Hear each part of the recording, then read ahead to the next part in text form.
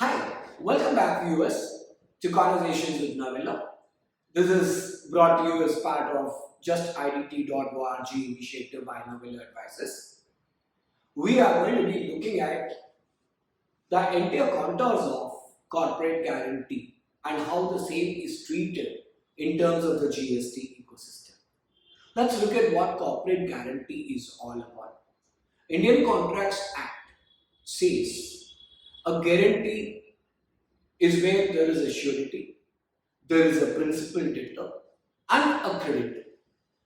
This technically takes us to the fact that if the principal debtor does not fulfill the obligations, then the underlying unsecured debt is on the surety to be made good to the creditor. And that's where the whole concept of corporate guarantee emerges. Therefore, corporate guarantee, it is reasonable to say that it is agreeing to an obligation that is created. Agreeing to an obligation between whom is something that is relevant to be seen. In the case of a corporate guarantee, there are two kinds of guarantees per se, not just talking about corporate guarantees.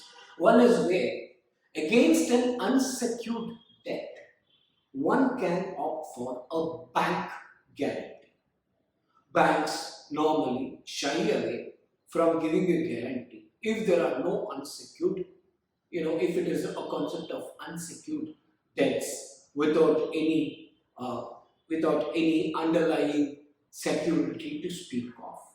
And therefore, in order to pick up a bridge loan, in order to pick up an unsecured debt, a short-term working capital, corporates rely upon the concept of corporate guarantee to be given by another company in order to secure these debts which are basically unsecured.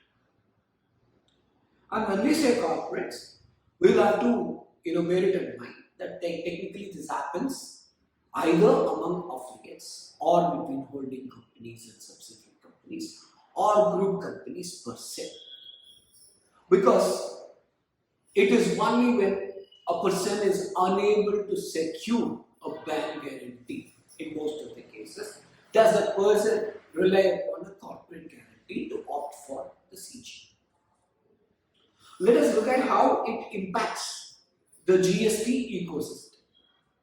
What is GST on? GST is on taxable supply of services and or goods when the same is provided for a consideration. There are certain areas where even without a consideration, a supply of services or supply of goods and or both are liable to a GST as long as the same is between deemed distinct persons or related persons. In this case, it is reasonable to say that we are talking about a situation where corporate guarantees are to be given by related persons or amongst deemed distinct persons, because if a corporate guarantee is not given to any one of the aforesaid parties, then there would be a charge out. That charge out will automatically be liable for a GST, as in the case of, let us say, a bank guarantee. When a bank guarantee is given to a person, it absorbs the same underlying principle. The bankers acts like a surety between the principal debtor and the creditor. And if there is a contractual, if there is an absence of contractual discharge of the intended liability, the surety, which is in the case of the banker, in this case the banker, will be liable to make good that particular contractual payment, which is the underlying factor of a bank guarantee. Having said that, and a banker, when they're going to give a bank guarantee, is obviously going to charge a commission to the same, and that commission is definitely going to be subjected to a GST. So, when we say corporate guarantee is agreeing to an obligation, it falls under the gamut of a taxable supply of service. So much so, one of the entries of 12 of 2017, in fact, exempts central government, state government, and various union territories when they extend a guarantee to PSUs for the purpose of taking loan obligations. They are exempted from payment of GST on the same. One may say corporate guarantee is basically an actionable claim. It might actually be true because the banks, let us say, has an ability to monetize, securitize the unsecured debt if there is a failure to discharge the obligation at that point of time. While it may be so, we are not talking about the entire value of corporate guarantee to be subjected to a GST. We are talking about the transaction value of extending a corporate guarantee. Now, in the case of related persons, more often than not, almost practically in all cases, the concept of a consideration will be accepted. This may technically be treated as a contingent liability, which may actually kind of have a small mention in the footnote to the notes of accounts.